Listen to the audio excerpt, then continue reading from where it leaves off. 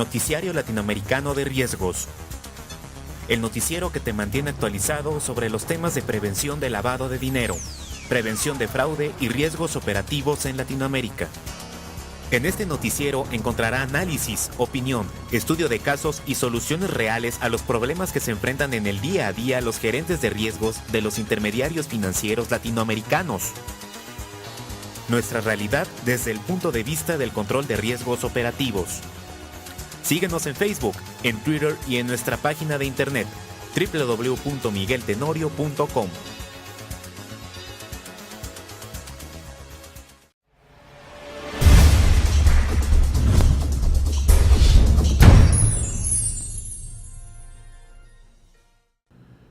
Bienvenidos al noticiero semanal de prevención del lavado de dinero, gestión del riesgo y prevención del fraude.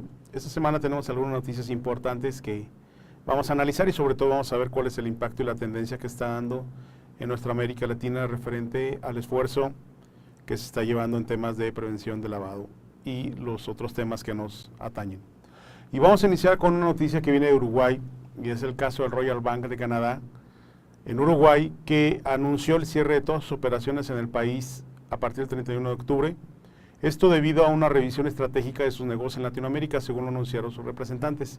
Sin embargo, la decisión fue anunciada después del allanamiento llevado a cabo en sus oficinas el pasado 13 de junio, a pedido del juez argentino Norberto Yarvide, quien se encuentra al frente de una investigación por presuntas irregularidades en la transferencia de jugadores de fútbol y otras formas de lavado de dinero. El proceso judicial se inició el año pasado en Argentina, luego de que se conociera que varios clubes habían realizado transferencias mediante triangulaciones con entidades en Uruguay y Chile para sus operaciones de compra y venta de jugadores. Recuerden que la compra y venta de jugadores es una mecánica utilizada en el Cono Sur para hacer procesos de lavado de dinero.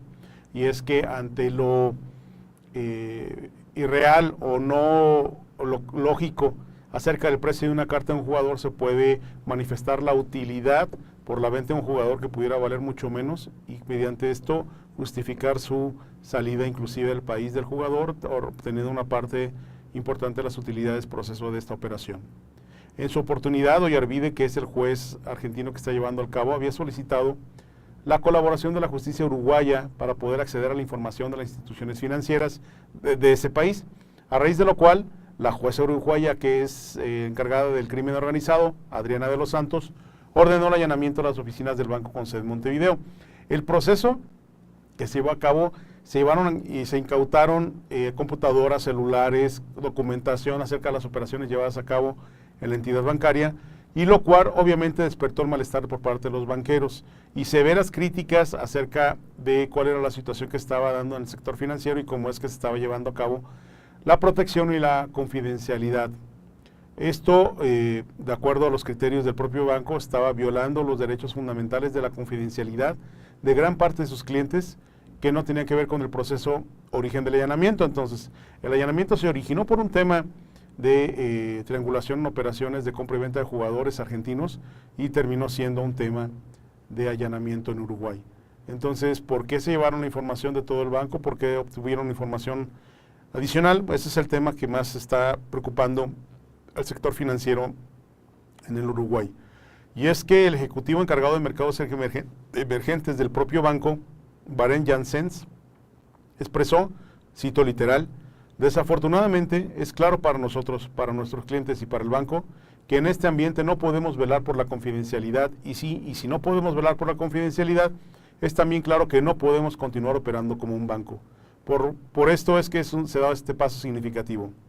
Esto dejando claramente expresado el origen de la decisión de abandonar la plaza uruguaya. En el mismo sentido, el director ejecutivo de la Asociación de Bancos Privados del Uruguay, Julio de Brum, ha manifestado que la noticia no ha caído bien en el sector financiero, donde se estima que la actuación judicial dejó sentado un mal precedente y siembra desconfianza entre los clientes bancarios. Y es que el tema atraviesa por una serie de convenios internacionales en los cuales Uruguay ha formado parte y ha asignado estos convenios internacionales de colaboración y ayuda mutua en temas penales, debido también a que recuerden que Uruguay por la OCDE fue catalogado como un país en una lista gris referente al tema de colaboración y un país en donde se pueden estar llevando a cabo delitos financieros. Esto orilló obviamente a la República del Uruguay a establecer mecanismos de colaboración internacional y abrir muchos temas de supervisión. Sin embargo, una de las partes importantes a las cuales está haciendo referencia en este proceso de allanamiento es al protocolo de asistencia mutua en asuntos penales del Mercosur, aprobado en 1996 durante la Cumbre de San Luis en Argentina.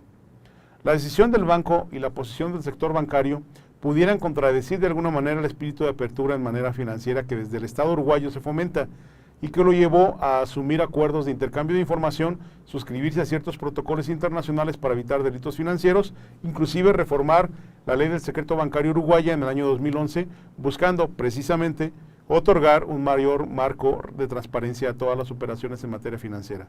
Todas estas iniciativas gubernamentales han buscado alejar al Uruguay del calificativo de paraíso fiscal que se le venía asignando y sobre todo luego de que la Organización para la Cooperación y el Desarrollo Económico, la OCDE, lo incluyeron dentro de su lista gris de países permeables a los delitos de tipo financiero. Según lo consideró el presidente del Banco Central del Uruguay, Mario Vergara, la decisión de dar finalizadas las operaciones en el país sudamericano por parte del banco es un poco apresurada en el sentido de una sobrereacción a una situación puntual. Tenemos que contribuir a fortalecer la credibilidad de la plaza uruguaya como plataforma para ofrecer servicios financieros al mundo. Y es que este efecto que está llevando a cabo en la banca está haciendo un movimiento y obviamente preocupación por parte de los que participan en este sector. Y es que los efectos que están llevando a cabo tras el allanamiento y posterior decisión del banco canadiense, varios clientes extranjeros de instituciones bancarias que operan en el polo empresarial y logístico donde se encuentra la oficina del banco canadiense decidieron que sus fondos fueran transferidos a otros países. Según lo manifestado por los propios ejecutivos que operan en el sector, llaman clientes argentinos y de otros países con mucha inquietud y algunos concretamente han pedido que saquen sus cuentas de Uruguay y las lleven a otro lado. Por otro lado, el recelo provocado en la metodología utilizada por el allanamiento llevó a plantear la elaboración de un protocolo para este tipo de procedimientos en bancos del Uruguay, ya sea por órdenes judiciales libradas en el país o en el extranjero. Esto fue confirmado por el presidente del Banco Central Uruguayo, Mario Vergara, quien reveló que la Unidad de Inteligencia Financiera, Unidad de Información y Análisis Financiero, la UIAF, junto con los jueces del crimen organizado y fiscales, se encuentran trabajando en la redacción de dicho protocolo de actuación. El análisis de la información contenida en el material incautado finalizará en unos 20 días. Luego se procederá a determinar qué información es derivada al juez Oyarbide y qué elementos pueden dar mérito al inicio de una investigación en Uruguay. El vocero de la Suprema Corte de Justicia del Uruguay, Raúl Oxandabarat, expresó, cito textual, aún no se ha enviado a la justicia argentina al juez Oyarbide ningún tipo de material. En esta materia se dan todas las garantías del marco del procedimiento porque esto se realiza en el marco de un protocolo recíproco entre ambas naciones. Aún no se mandó ninguna información y antes la defensa involucrada va a tener la oportunidad de ver el material y hacer sus descargos. Con estas aseveraciones, obviamente, queda claro cuál va a ser el procedimiento que se va a llevar con las nuevas investigaciones que pudieran derivarse del mismo. Y es que existen ya algunos antecedentes judiciales. El pasado 28 de junio, es decir, 15 días después de los allanamientos, el Banco Central del Uruguay revocó la autorización para operar en el mercado local a ALEC, empresa de servicios financieros, que actuaba como financiera y casa de cambio desde el 2003 y cuyas oficinas fueran allanadas en el marco del mismo procedimiento llevado ante el banco canadiense. Otro antecedente es en el año 2008. Este mismo banco recibió la mayor multa aplicada a un Banco Central de Uruguay desde que rigen las normas antilavado mediante la resolución de diagonal 646 del 17 de diciembre de 2008. El banco dispuso sancionar al banco canadiense en Uruguay por una multa de 650,000 unidades indexadas por las omisiones constatadas en el Sistema Integral de Prevención del Lavado de Dinero y el Financiamiento del Terrorismo. Y en el 2012, la Comisión Estadounidense de Comercio de Commodities a Futuro anunció ante el Tribunal Federal del Distrito de Nueva York al mismo banco por llevar a cabo un esquema de lavado de varios cientos de millones de dólares en relación con los contratos de negocio en acciones de la Bolsa de Futuro. Esquema que habría funcionado al menos desde junio de 2007 y mayo de 2010 mediante contratos de stock a futuro en índices bursátiles y acciones individuales a futuro. ¿Qué es lo que debemos de aprender? Bueno, pues tenemos que tener mucho cuidado sobre todo en que entender que a manera como va avanzando el tiempo, obviamente los países tienen nuevos convenios de colaboración y allanamiento y obviamente de ayuda mutua en temas penales, por lo cual Esto, el tratar de ayudar a alguien que está evadiendo aspectos impositivos o bien realizando operaciones ilícitas con fondos de otro país, no les va a ustedes a dar la tranquilidad de que por hacerlo en una jurisdicción ajena al mismo, esto les pueda resultar proveniente. Obviamente cada vez más los propios bancos, las propias corresponsabilidades, los propios supervisores, el Departamento del Tesoro de Estados Unidos, FinCEN y todos los que se encargan de llevar a cabo el proceso de inteligencia financiera están reforzando su esfuerzo en temas de conocimiento de las operaciones a nivel internacional y obviamente la investigación se está llevando a nivel mundial. Por lo tanto, yo los invitaría a ustedes como oficiales de cumplimiento realmente a estar conscientes de las implicaciones que puede estar llevando a cabo operaciones internacionales y sobre todo que lleven un modelo de gestión del riesgo basado obviamente también en las jurisdicciones de donde proviene el recurso y cómo están siendo clasificados para temas del nivel de riesgo. Interesante, ¿verdad? Continuamos.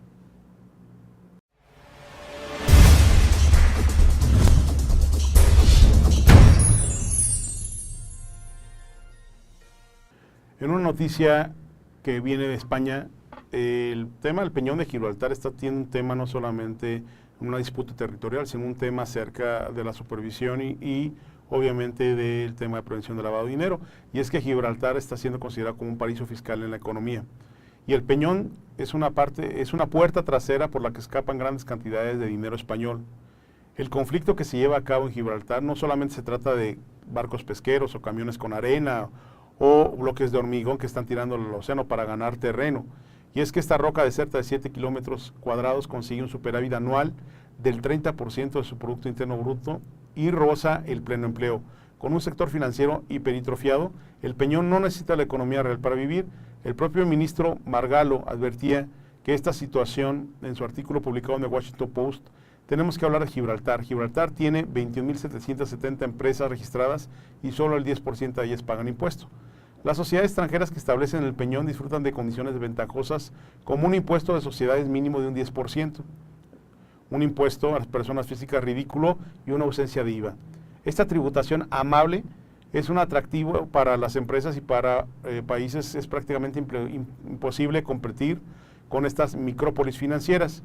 Y es que recuerden ustedes que los fondos que se colocarían anteriormente en la Costa del Sol española se están marchando al tema de Gibraltar porque obviamente hay beneficios fiscales mucho más importantes y el tema se está manejando de una manera hasta cierto punto velada.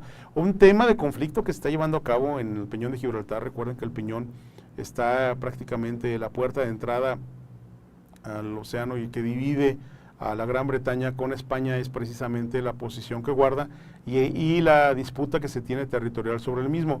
La Unión Europea ha visto este tema de una manera no tan seria como quisieran los propios españoles, debido a que los españoles reclaman el tema del Peñón como parte de su territorio, y obviamente también esto lleva a cabo que el tema del contrabando y el tema de manejo de recursos que pudieran venir de actividades ilícitas está siendo una gran preocupación por parte de estos países.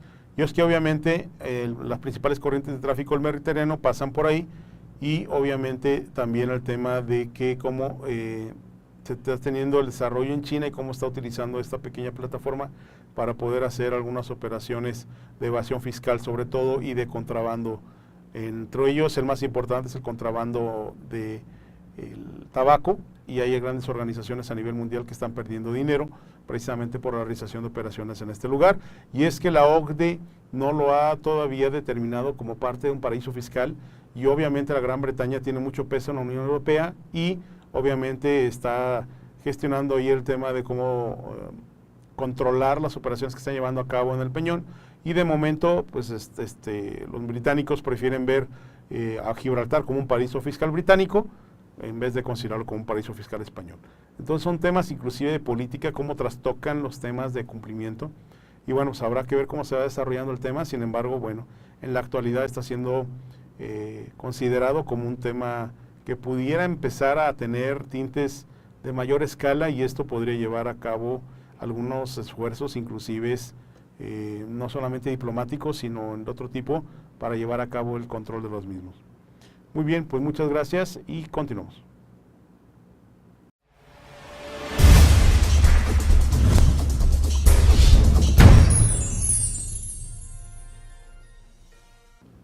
En una noticia que proviene del Paraguay, el Banco Central de Paraguay sanciona a bancos como consecuencia de conducta de empleados.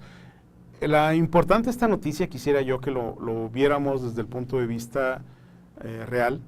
Es la primera sanción que se lleva a cabo por un país sudamericano en contra de empleados que realizan ceguera intencional de manera directa. La resolución por la cual se sancionó a 4 bancos por incumplir la ley de antilavado. El Banco Central de Paraguay admite que las personas físicas empleados de las entidades son las que llevan a cabo las conductas, cuyas consecuencias recaen en la persona jurídica. Resaltó la figura oficial de cumplimiento, sin embargo, ya llamativamente no sumarió, no sancionó a los responsables de prevenir blanqueo de dinero ilícito.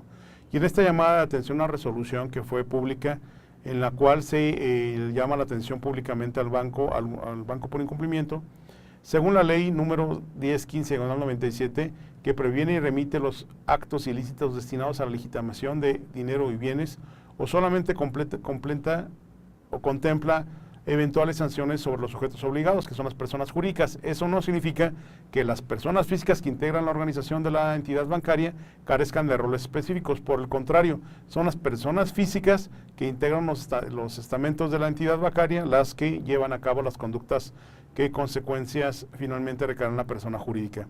En esta llamada de atención, el banco sancionó de una manera pública y la resolución fue publicada por un diario en donde se incluyó la fotocopia del documento.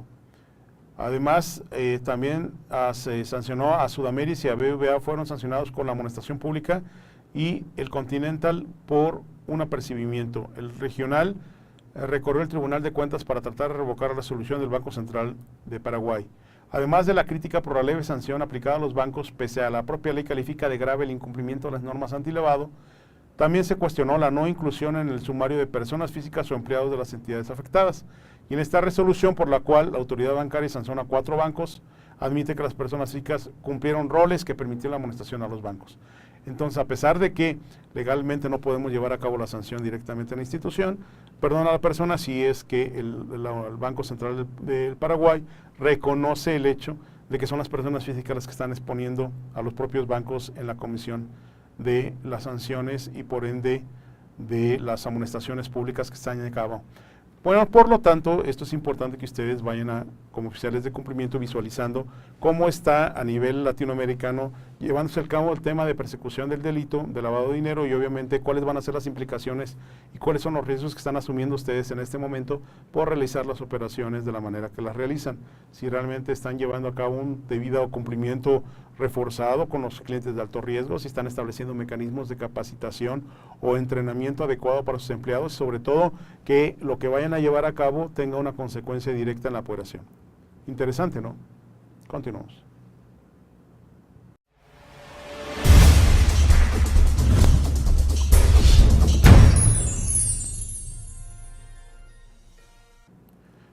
En una noticia de Puerto Rico, fiscalizarán transacciones dudosas a través de cooperativas de ahorro y préstamo.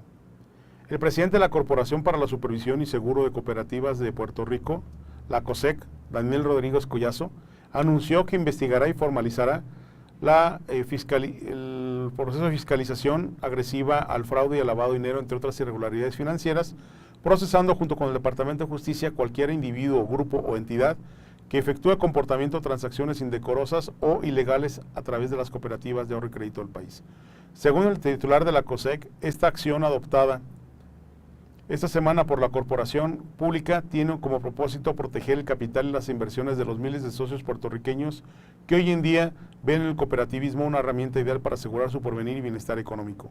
Queremos asegurarle a nuestros socios que pueden sentirse tranquilos de que sus ahorros están en buenas manos y que estamos trabajando arduamente para que su capital esté bien administrado. Además de asegurar que los fondos de nuestros socios, hasta un máximo de $250,000, en COSEC estamos promoviendo medidas de custodio y buen manejo de fondos, expresó Daniel Rodríguez Collazo durante exposición del Foro de Cooperativista del Colegio de Contadores Públicos Autorizados, celebrados recientemente en un hotel de condado. Aún más, estamos trabajando acuerdos sin precedentes con el Departamento de Justicia Estatal y Federal para procesar con premura casos de fraude y lavado de dinero, inversiones ilegítimas, entre otras irregularidades financieras que hoy en día afectan muchos sectores económicos, pero en nuestras cooperativas representa el despilfarro y el mal manejo de dineros honradamente adquiridos y trabajos de miles de jefes de familia puertorriqueños, continuó el titular. El presidente de la COSEC llevó al extremo en emplazar y alistar la ayuda de todos los contadores públicos autorizados y presidentes ejecutivos a trabajar en equipo y unidos junto a la corporación pública para implementar una importante iniciativa, reportando irregularidades e informando las mismas a la COSEC o a las autoridades competentes. El esfuerzo de la COSEC que está llevando en Puerto Rico es un esfuerzo que debe ser replicado en otras partes de la América Latina, debido a que se han dado fraudes importantes por el manejo de los recursos de manera indiscriminada por grupos que puede ser que por falta de capacidad técnica o por bien por dolo, en algunos casos ha sido de esa manera, han perdido los recursos de los ahorradores. En muchas ocasiones se ha convertido en un sistema de cooperativismo, en un esquema Ponzi, debido a que se colocan los créditos y no logran recuperar el mismo. Y luego, al no recuperar el mismo, empiezan a pagar los intereses de estas inversiones con recursos provenientes de otras inversiones.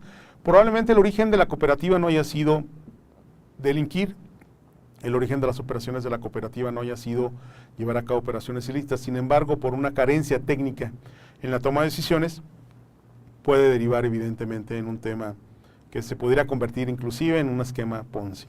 Todo esto es una preocupación en la actualidad por parte de la COSEC, y obviamente terminó la participación en este proceso exhortando a todas las cooperativas, así como a los países que integran el tema cooperativo a nivel internacional, a integrarse a esta iniciativa y de ser parte de una estrategia cuyo propósito es velar por el cumplimiento de las normas y reglamentos, así como el buen manejo de los depósitos y acciones de los socios, evitando menoscabo en las cooperativas del mundo.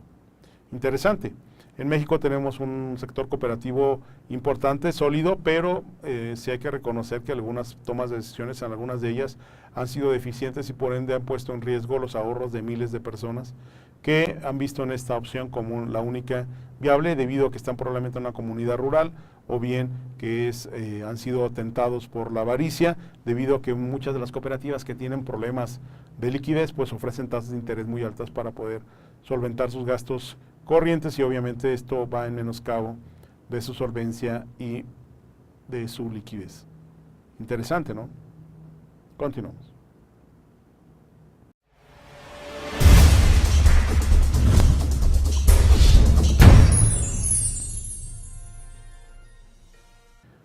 Un tema que en México ha tenido importancia en los últimos meses y que ha empezado a despertar la inquietud por muchos de los nuevos obligados de actividades vulnerables es la publicación del reglamento y de las disposiciones referentes a la ley antilavado, como se le conoce, y es que habrá 15 tipos de aviso de operaciones en efectivo ante la Secretaría de Hacienda y Crédito Público.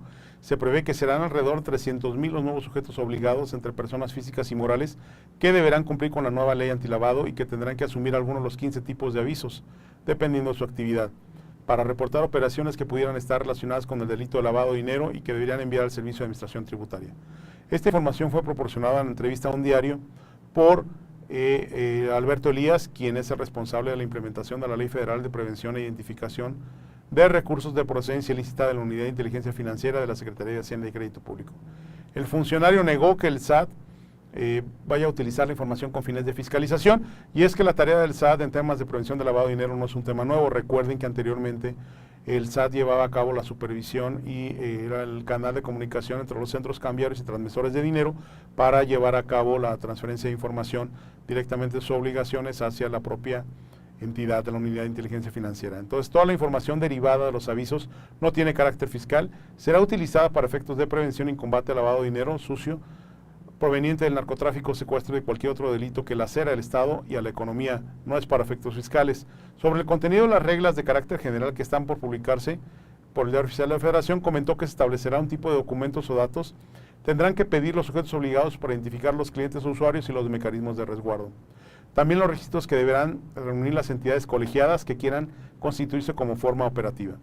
Identificación y plataforma del tema, y es que el funcionario indicó que se espera recibir los primeros reportes entre el 1 y el 17 de noviembre con los actos por operaciones realizadas a partir de septiembre. El envío de la información, agregó, será sistematizada. Se podrá mandar por medio de un archivo para los que tengan posibilidades, y otros tendrán la posibilidad de hacerlo en forma en línea a través del portal del SAT, que está por concluir la plataforma tecnológica que se creará para ello. Aclaró que al igual del sector financiero, los sujetos obligados podrán reportar operaciones con efectivo que pudieran llevar a cabo los propios directivos o empleados. Es decir, Si alguien en una distribuidora de autos compra un vehículo por más de 200,000 en efectivo, se tiene que identificar debidamente, y si supera los 400,000 se tiene que dar aviso a las autoridades. Cada uno de los sectores que están sujetos a la nueva ley federal para identificación de operaciones con recursos de procedencia ilícita tiene topes acerca de cómo identificar la operación y qué es lo que se va a tener que reportar. Ya salieron entonces las reglas, habrá que poner especial cuidado y es un tema que seguramente a ustedes les interesa, los invito a que lo lean. También tendremos capacitación disponible en nuestro sitio web para que si quieren adentrarse en el tema lo puedan obtener. Continuamos.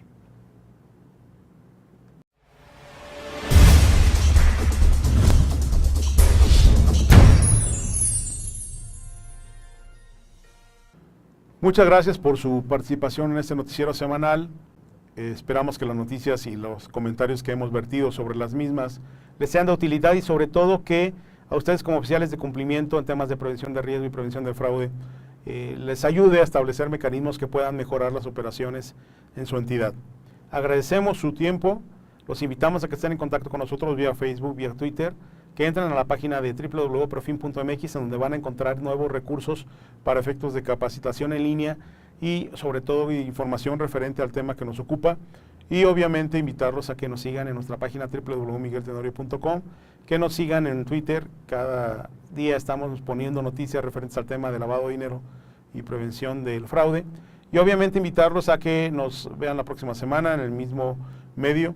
Estamos a su disposición y sobre todo háganos llegar sus inquietudes referentes a los temas que les gustaría que tocáramos, y obviamente retomaremos el tema también de las entrevistas y de los temas de análisis y opinión. Muchas gracias por su atención y hasta pronto.